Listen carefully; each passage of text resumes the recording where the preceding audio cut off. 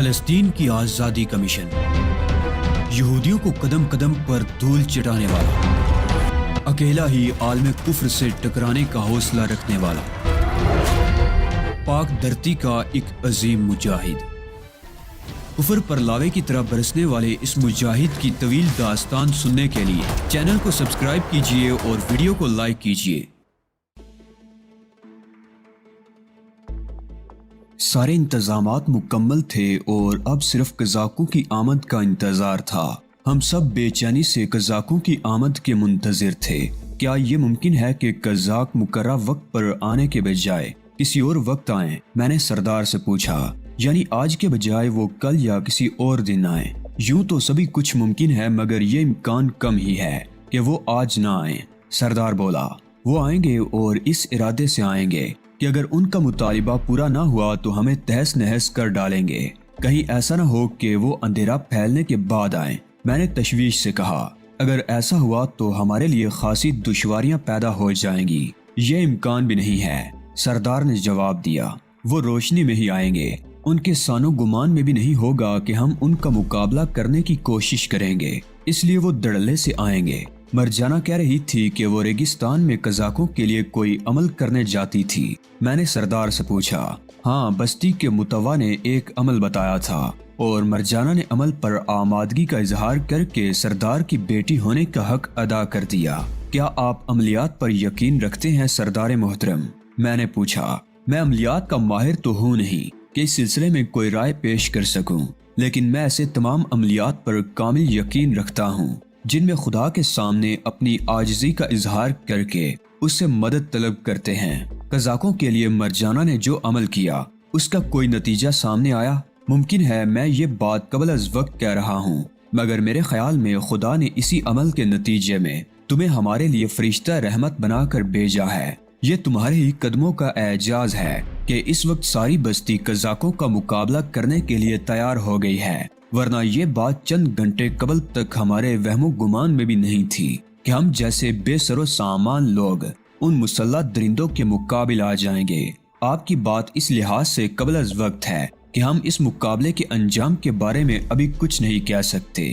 میں کہہ سکتا ہوں، سردار نے بڑے عزم سے کہا۔ مجھے یقین ہے کہ تمہاری سرکردگی میں ہم اس مارکے سے سرخرو ہو کر نکلیں گے۔ ابھی تو آپ اپنی بے سر و سامانی کا شکوہ کر رہے تھے۔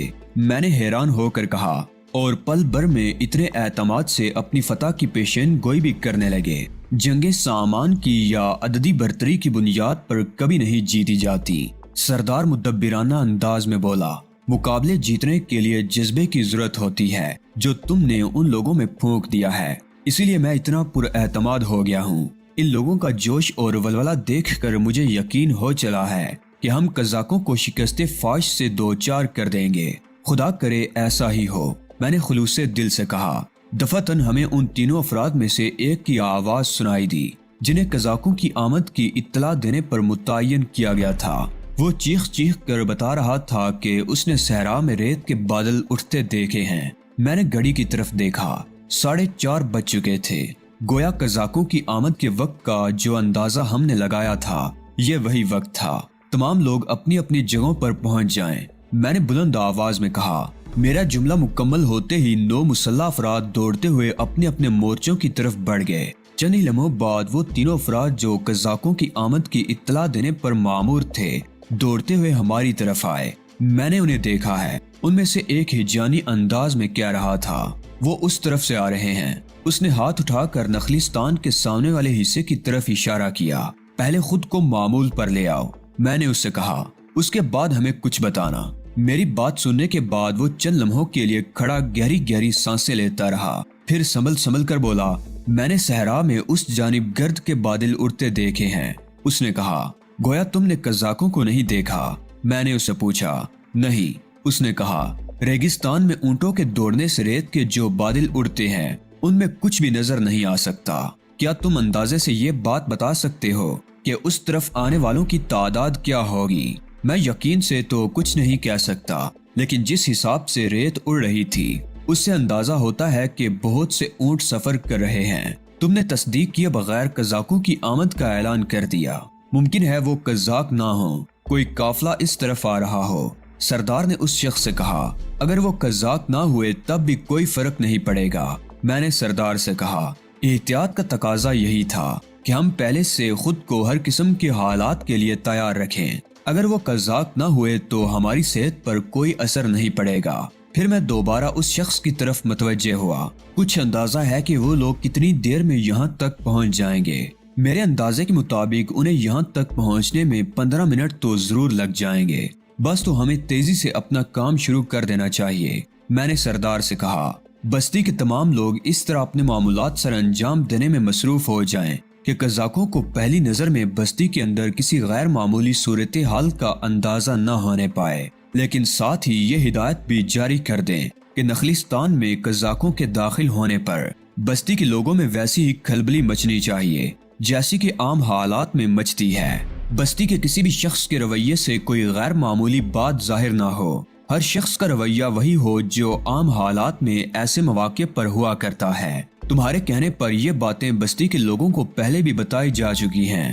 میں ایک بار پھر سب ہدایات دے دیتا ہوں، تم جا کر اپنی تیاری مکمل کر لو۔ سردار نے کہا۔ میں سردار کے پاس سے اٹھ کر جھونپڑے میں آیا۔ اولیو ہاورڈ چھال کے بستر پر دراز تھا، اس کے ہاتھ پیر رسیوں سے جکڑے ہوئے تھے اور نگران اس کے سر پر مسلط تھا۔ مرجانہ شاید جھونپڑے کے اندرونی حصے میں تھی۔ مجھے اندر داخل ہوتے دیکھ کر اولیو ہاورڈ کسمس آیا۔ مجھے تم سے یہ توقع نہیں تھی کہ میرے ساتھ اس زیادتی میں تم غیروں کے ساتھ مل جاؤ گے۔ اس نے غصیلے لہجے میں کہا یہ ذلت مجھے کب تک برداشت کرنا پڑے گی جب تک قزاقوں کے ساتھ مارکا اختتام کو نہیں پہنچ جاتا۔ تمہاری گلو خلاصی ممکن نہیں ہے، میں نے کہا اور اس طرف بڑھ گیا جہاں میرے لیے مقامی باشندوں جیسا لباس رکھا تھا۔ میں نے اپنے لباس کے اوپر ہی وہ آدم کا چوغا پہن لیا، جس کے بعد مجھے دیکھ کر کوئی نہیں کہہ سکتا تھا کہ میں بھی اس بستی کا ایک فرد نہیں ہوں۔ تم کس چکر میں ہو لی؟ اولیو ہاورڈ نے متجسس لہجے میں پوچھا۔ تمہارے عزائم خاصے خطرناک نظر آتے ہیں۔ میں نے اس تھیلے کو دیکھا جو کافی بڑے سائز کا تھا اور بھرا ہوا تھا۔ تھیلے کا منہ بندھا ہوا تھا۔ طے یہ ہوا تھا کہ قزاقوں کے مطالبے پر سردار آواز دے کر رقم لانے کو کہے گا تو میں وہ تھیلا لے کر باہر نکلوں گا تاکہ قزاق یہ سمجھ کر مطمئن ہو جائیں کہ تھیلے میں ان کی مطلوبہ رقم بھری ہوئی ہے۔ اس کے بعد مجھے موقع دیکھ کر کوئی فیصلہ کرنا تھا۔ اولیو ہاورڈ کی بات کا جواب دیے بغیر میں جھونپڑے کے دروازے کی طرف بڑھا اور جھانک کر باہر دیکھنے لگا۔ بستی میں لوگ میری ہدایت کے عین مطابق اپنے معمولات میں مشغول تھے۔ ننگ دڑنگ بچے کھیل کود میں مصروف تھے، عورتیں چشمے پر سے پانی بھر کر لا رہی تھی اور مرد 3-3 4-4 کی ٹولیوں میں بیٹھے خوش گپیاں کر رہے تھے۔ ان سب کو معلوم تھا کہ قزاق ان کی بستی کی جانب آ رہے ہیں اور کوئی لمحہ جاتا ہے کہ وہاں آگ اور خون کا کھیل شروع ہو جائے گا، مگر ان میں سے کسی کے انداز سے بھی یہ ظاہر نہیں ہو رہا تھا کہ انہیں کسی جانب سے کوئی خطرہ لاحق ہے۔ وہ سب اپنے آپ میں مگن تھے۔ انہیں دیکھ کر یوں محسوس ہوتا تھا جیسے دنیا بھر کی بے فکری سمیٹ کر ان لوگوں میں تقسیم کر دی گئی ہو۔ مجھے ان لوگوں پر رشک آنے لگا۔ نظم و ضبط کی اتنی اعلیٰ مثال میں نے کسی انتہائی ترقی یافتہ معاشرے میں بھی نہیں دیکھی تھی۔ انہیں کسی بات سے کوئی غرض نہیں تھی، وہ تو بس اپنے سردار کے حکم پر منو ان عمل کر رہے تھے۔ کیا دیکھ رہے ہو سیدی علی؟ مرجانہ کی مترنم آواز نے مجھے چونکا دیا۔ قزاق کسی بھی لمحے یہاں پہنچنے والے ہیں۔ میں مرجانہ کی طرف پلٹا۔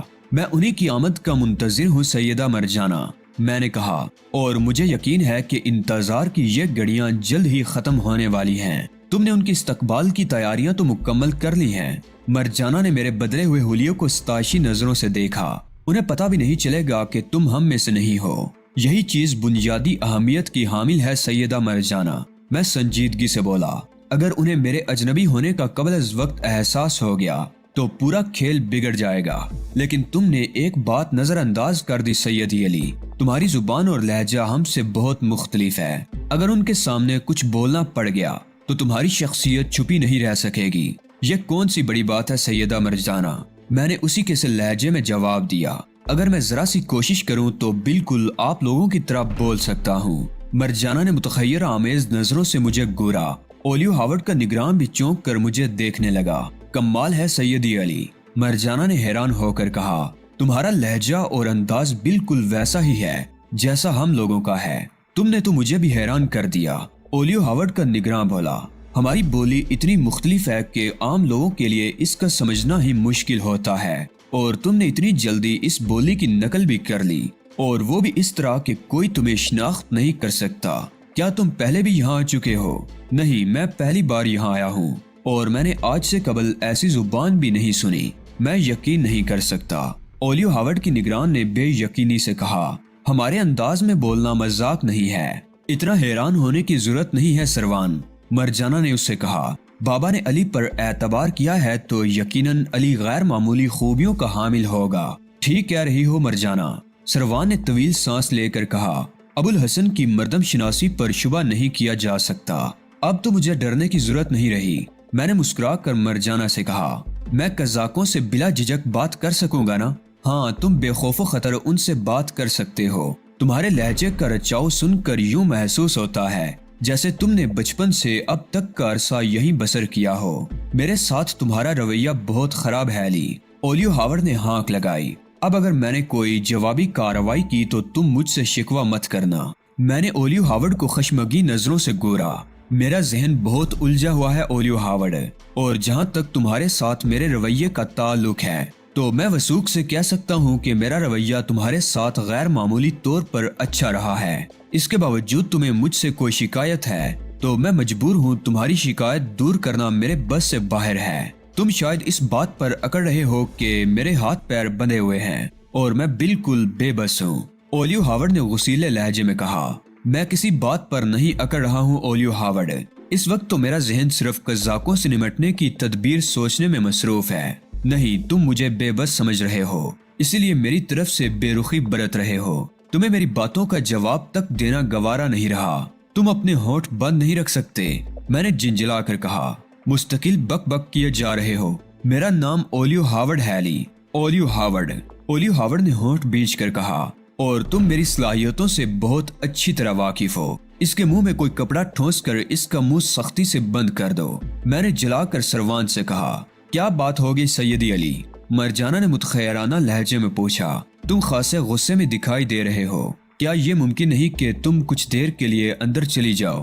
میں نے بڑی تلخی سے کہا۔ مجھے کچھ دیر کے لیے سکون درکار ہے۔ مرجانہ کا چہرہ اتر گیا۔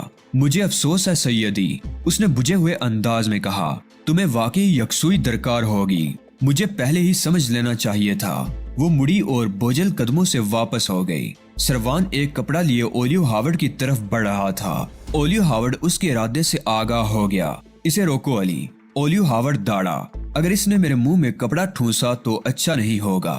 وہ خود سے ایسا نہیں کر رہا، میرے حکم کی تعمیل کر رہا ہے، میں نے سرد لہجے میں کہا۔ میں نے تم سے کہا تھا کہ خاموشی اختیار کرو، مگر تم نہیں مانے۔ اب اس کے سوا کوئی چارہ نہیں کہ تمہیں جبرن خاموش کر دیا جائے۔ اگر یہ تمہارے کہنے سے میرے منہ میں کپڑا ٹھونسنے جا رہا ہے تو یہ تم دونوں کے حق میں برا ہوگا، اولیو ہاورڈ نے کسمساتے ہوئے کہا۔ اب اگر تمہارے منہ سے ایک لفظ بھی نکلا تو میں ٹھوکریں مار مار کر تمہارا جبڑا توڑ دوں گا، میں نے بنا کر کہا، اور تیزی سے آگے بڑھا۔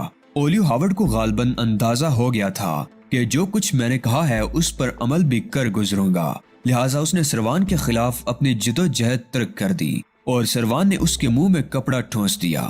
میرا موڈ خراب ہو گیا تھا۔ ان لوگوں کے مسلسل سوال و جواب نے مجھے کچھ سوچنے کا موقع ہی نہیں دیا تھا، جبکہ صورتحال اس بات کی متقاضی تھی کہ میں پوری یکسوئی سے قزاقوں سے نمٹنے کی مختلف تدابیر پر غور کرتا رہتا۔ سروان بہرحال معاملہ فہم آدمی ثابت ہوا۔ اولیو ہاورڈ کے منہ میں کپڑا ٹھونسنے کے بعد وہ خاموشی سے ایک جانب جا بیٹھا۔ اس نے مجھ سے کوئی سوال نہیں کیا تھا۔ دفعتاً نخلستان پر چھایا ہوا سناٹا گولیوں کی آواز سے چکنا چور ہو گیا۔ فائرنگ کی آوازیں بڑے تواتر سے آ رہی تھی۔ میں بوکھلا کر جھونپڑے کے دروازے کی طرف لپکا اور جھانک کر باہر دیکھا۔ باہر نخلستانی بستی کا ایک بھی مکین نظر نہیں آ رہا تھا۔ جھونپڑے سے کچھ فاصلے پر صرف سردار کھڑا تھا اور اس کا رخ نخلستان میں داخلے والے راستے کی طرف تھا۔ میں نے اس سمت دیکھا 5 اونٹ نخلستان میں داخل ہو رہے تھے۔ ان اونٹوں پر سوار قزاق خود کار ہتھیاروں سے فائرنگ کر رہے تھے، مگر وہ صرف ہوائی فائرنگ تھی۔ قزاق بستی میں خوف و ہراس پھیلا دینا چاہتے تھے اور وہ اپنے مقصد میں کامیاب بھی رہے تھے۔ کچھ دیر قبل بستی میں نظر آنے والی مصنوعی رونق اور چہل پہل دم توڑ گئی تھی، اور اب وہاں سردار کے علاوہ کوئی نظر نہیں آ رہا تھا۔ میرا ہاتھ پستول کے دستے پر جم گیا۔ 5 اونٹ نخلستان میں داخل ہو چکے تھے اور ان پر سوار قزاقوں نے فائرنگ کرنا موقوف کر دی تھی۔ سروان اور مرجانہ بوکھلا کر میرے پاس آ گئے تھے اور میرے ساتھ ہی باہر جھانکنے لگے تھے۔ خیریت تو ہے علی؟ میں نے مرجانہ کی گھبرائی ہوئی آواز سنی۔ فائرنگ کون کر رہا تھا؟ سب خیریت ہے، میں نے سرگوشی میں کہا۔ قزاق آ پہنچے ہیں اور انہوں نے ہوائی فائرنگ کر کے اپنی آمد کا اعلان کیا ہے۔ تم لوگ اپنی جگہوں پر واپس جاؤ۔ وہ دونوں ایک لفظ کہے بغیر میرے پاس سے ہٹ گئے۔ میں باہر کے منظر کی طرف متوجہ تھا۔ اونٹ اب خاصے نزدیک آ گئے تھے اور ان کی رفتار سست ہو گئی تھی۔ درمیان والا اونٹ قدرے آگے تھا جبکہ اس کے دونوں اطراف چلنے والے 4 اونٹ اس سے قدرے پیچھے تھے۔ 5 اونٹ آہستہ و پیراستہ تھے اور سواروں کے ہاتھوں میں موجود بندوقوں کے علاوہ اونٹوں پر بھی جدید ساخت کی آٹومیٹک بندوقیں سجی ہوئی تھی۔ یوں معلوم ہو رہا تھا جیسے وہ لوگ اسلحے کی نمائش کرنے نکلے ہوں۔ سردار سے کچھ فاصلے پر آ کر 5 اونٹ رک گئے۔ شتر سوار بلا شبہ قزاق تھے۔ ان کی ہیبت نہ کھلیے ان کے قزاق ہونے کی غمازی کر رہے تھے۔ تم نے ہمارے لیے مطلوبہ رقم کا انتظام کر لیا یا نہیں؟ درمیان والے شتر سوار نے گرجدار آواز میں سردار سے کہا۔ تم نے جتنی رقم کا مطالبہ کیا تھا وہ ہماری بساط سے بہت بڑھ کر تھی، لیکن ہم نے کسی نہ کسی طرح رقم کا انتظام کر ہی لیا، سردار نے جواب دیا۔ شتر سوار نے بھیانک انداز میں قہقہہ لگایا۔ تم نے بڑی عقل مندی کا کام کیا، قزاق بولا، ورنہ آج ہم نے طے کر لیا تھا کہ اس بستی کا صفایا ہی کر ڈالیں گے۔ قبیلہ جراتا کے لوگ تعداد میں کم سہی مگر بے وقوف نہیں ہیں، سردار نے کہا۔ بکواس مت کرو، قزاق داڑا، اپنی تعریفیں کرنے کی ضرورت نہیں، ورنہ یاد رکھو نخلستان کے باہر ہمارے سارے ساتھی موجود ہیں۔ ہم تم جیسے بے وقوفوں سے اس نخلستان کو ذرا ہی دیر میں پاک کر دیں گے۔ میں نے اہانت کے شدید احساس سے سردار کا چہرہ سرخ ہوتے دیکھا مگر اس نے کمال ضبط کا مظاہرہ کیا اور خاموش ہی رہا۔ میں نے دل ہی دل میں خدا کا شکر ادا کیا، ورنہ خدشہ تھا کہ اس کے منہ سے نکلی ہوئی ایک بھی غلط بات پوری بساط کو الٹ کر رکھ دیتی۔ رقم کہاں ہے؟ اس قزاق نے کڑک کر پوچھا۔ اس کے چاروں ساتھی بھی سردار کو گو رہے تھے۔ اندر رکھی ہے، سردار نے جھونپڑے کی طرف اشارہ کر کے بھرائی ہوئی آواز میں کہا۔ 5 قزاقوں کی نظریں جھونپڑے کی طرف اٹھی اور میں پھرتی سے پیچھے ہٹ گیا۔ ایسے تو میں ان کی نظروں میں نہیں آ سکتا تھا مگر پھر بھی احتیاط ضروری تھی۔ رقم اندر کیا کر رہی ہے؟ اسے یہاں منگواؤ۔ میں نے اس قزاق کی کڑک دار آواز سنی۔ عامر، سردار کی آواز سنائی دی۔ رقم کا تھیلا باہر لے آؤ۔ ابھی لایا سردار، میں نے قبیلہ جراتا کے مخصوص جھٹکے دار لہجے میں بآواز بلند جواب دیا اور پستول نکال کر ہاتھ میں لے لیا۔ مرجانہ اور سروان مجھ سے کچھ فاصلے پر کھڑے مضطربانہ انداز میں مجھے دیکھ رہے تھے۔ مرجانہ کے انداز سے یوں معلوم ہو رہا تھا جیسے وہ مجھ سے کچھ کہنا چاہتی ہو مگر اس کی ہمت نہ ہو رہی ہو۔ میں نے مسکرا کر اس کی طرف دیکھا اور پرسکون انداز میں تھیلے کی طرف بڑھا۔ میرے لیے دعا کرتی رہنا سیدہ مرجانہ، میں نے کہا۔ اس وقت مجھے دعاؤں کی سخت ضرورت ہے۔ میں تو سراپائے دعا بنی ہوئی ہوں سیدی علی، مرجانہ نے لرزتی ہوئی آواز میں کہا۔ خدا تمہیں کامیابی سے ہمکنار کرے۔ اس وقت تو ہماری بقا بھی تمہاری کامیابی سے مشروط ہو گئی ہے۔ میں نے دونوں ہاتھوں میں تھیلا اٹھا لیا۔ تھیلا زیادہ وزنی نہیں تھا مگر مجھے ظاہر یہی کرنا تھا کہ جیسے وہ بہت وزنی ہو۔ میں تھیلا لے کر دروازے کی طرف بڑھا۔ دروازے کے قریب پہنچ کر میں رکا اور مرجانہ کی طرف پلٹا۔ خدا حافظ سیدہ مرجانہ، میں نے کہا۔ زندگی رہی تو پھر ملاقات ہوگی۔ مرجانہ کے لب ہلے مگر کوئی آواز سنائی نہیں دی۔ مجھے یقین تھا کہ اس نے میرے لیے دعائے کلمات ادا کیے ہوں گے۔ میں پلٹ کر باہر نکل آیا۔ پستول میرے ہاتھ میں تھا مگر تھیلے کے نیچے چھپا ہوا تھا اور میں کسی بھی لمحے فائر کرنے کے لیے تیار تھا۔